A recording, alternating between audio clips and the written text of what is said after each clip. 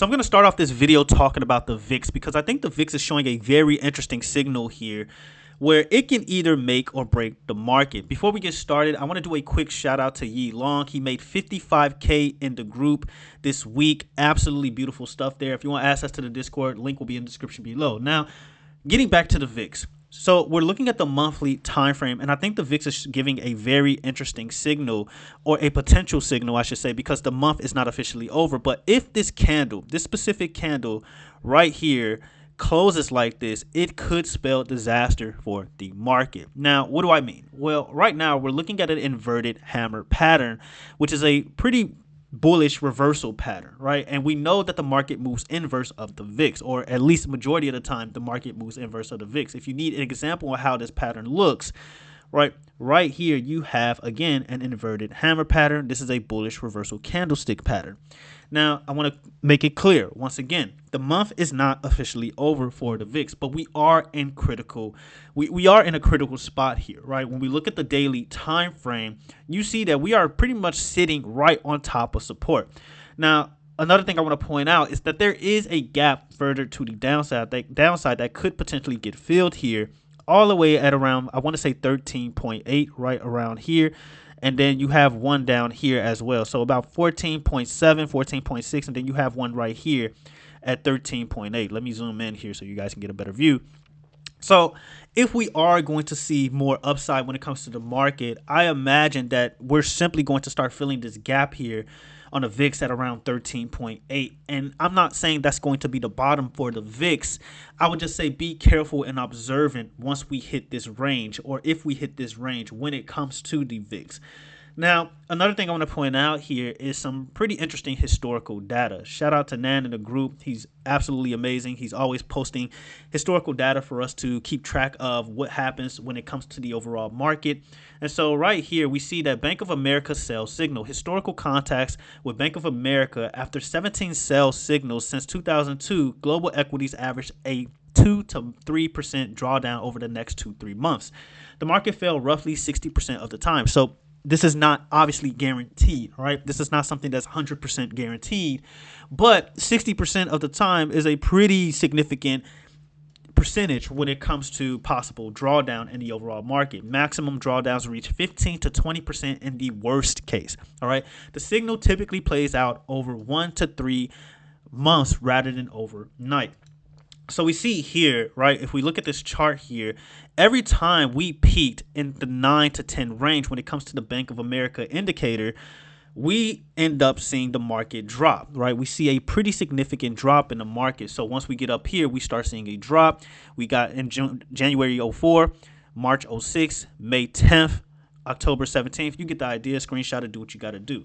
So this pretty much aligns with the idea that if we go back to the monthly time frame on the VIX, remember, that signal typically plays out within 1 to 3 months. If we're looking at the monthly time frame for the VIX, if this candlestick pattern closes like this, it is very much possible that we can see significant drawdown in the overall market, because again, the market does inverse of the VIX. Now, how high can the VIX go, right? We know the VIX measures volatility. So I'm not going to sit here and act like I know exactly where the VIX is going to hit, but I will say the VIX at some point in time will need to answer some key levels. We do have gaps towards the upside, right?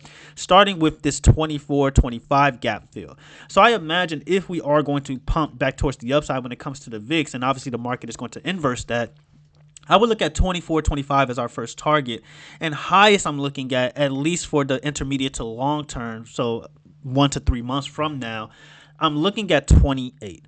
Right now, can the VIX head higher than that? Obviously, but right now we want to be humble. We want to be conservative. We don't want to jump the gun and just say, oh, the VIX is going to head all the way to 65. We want to play it safe and just assume that, okay, at the worst case scenario, or at least not even the worst case scenario, but the most humble conservative case scenario is a gap fill at around 24 to 25, right? And then from there, obviously I'll keep you guys updated and make more videos, and then from there we'll just see what happens from there, right?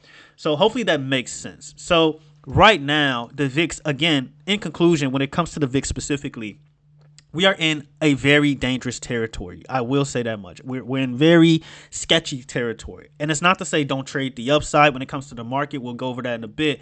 But be careful within this range between 15 and 13, right? Because we do have more gaps to the downside. I wouldn't be surprised that, next week we see a little bit of upside, right? We see a little bit more upside because the triple Qs does have a gap to the upside. So, just be cautious, be careful. Don't over leverage when it comes to trading the upside, when it comes to the overall market, simply based off historical data. If you see a setup, by all means, trade that setup. But me personally, I'm going to start side eyeing things and just being careful. So, I think I dragged that on enough.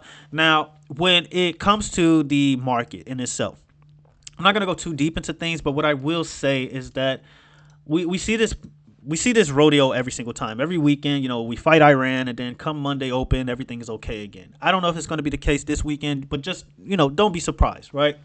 What I will say is that the triple Qs, well, we saw the SPY hit new highs, and we saw ES hit new highs, but we have yet to see triple Qs hit new highs. And it's not to say that that is guaranteed to happen, but I do believe that next week the triple Qs will most likely answer for this gap fill at 735.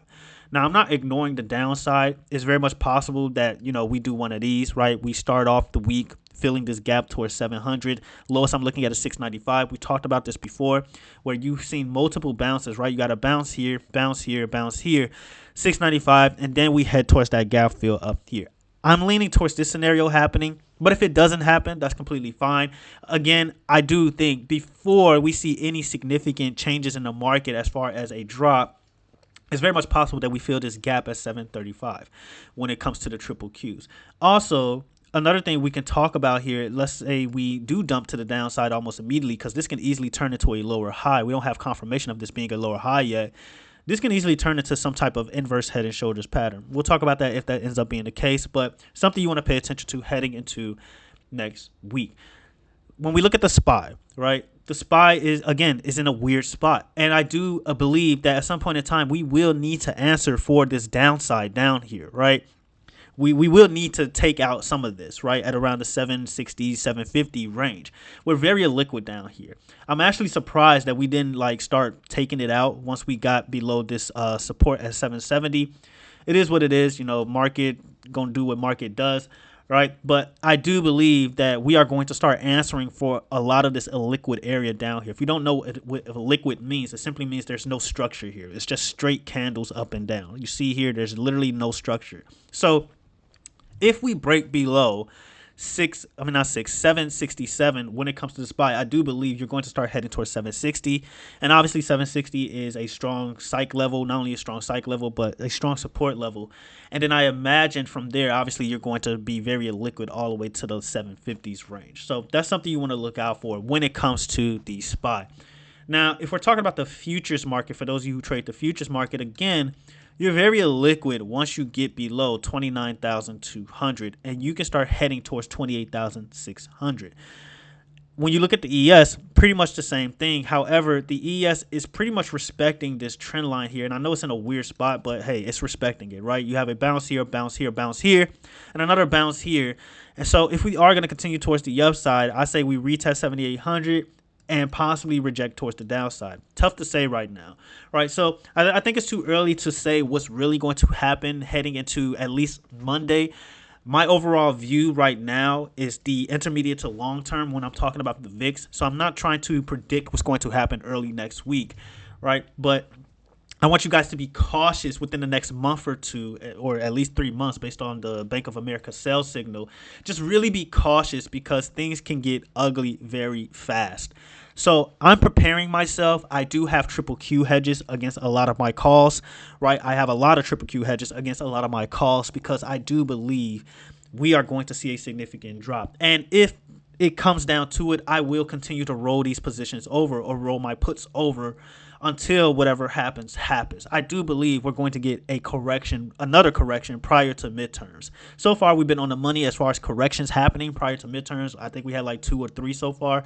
So I do believe we're going to get at least at a minimum one more when it comes to the overall market. Now, as far as individual names go, IBM is a name that we are currently in. I do believe IBM is going to have to answer this gap fill, or at least a part of this gap fill.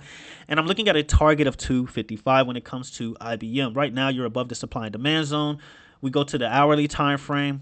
And you see clear as day, you are making higher lows and higher highs, right? Higher low, higher high. So once IBM breaks above 240, I do believe the gates are open towards the 250s range. So this is something you want to look out for. We are in profit on this trade so far. Baba is another stock that I am in right now. I do believe that Baba is heading towards 140. It's so weird saying that. But worst case scenario when it comes to Baba, and this is why we have September calls, is that it retests this area down here at 123, possibly, fill this gap and then bounce off this trend line and head back towards the upside. I do have a price target of 145 when it comes to Baba. So that's something you could look out for as well. Let me know what you think in the comments below. So those are my two biggest plays that I am interested in right now. Obviously, I'm in other plays. We are in Meta leaps. We're in Intel leaps.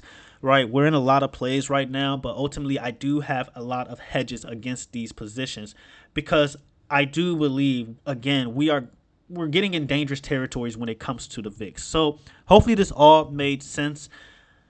Let me know what you think in the comments below. Do you agree? Do you think things are getting dangerous? Do you think I'm over, reacting? Do you think I'm being paranoid and we're just going to continue to see highs and more highs and more highs all the way into midterms, and then next year we're in more highs?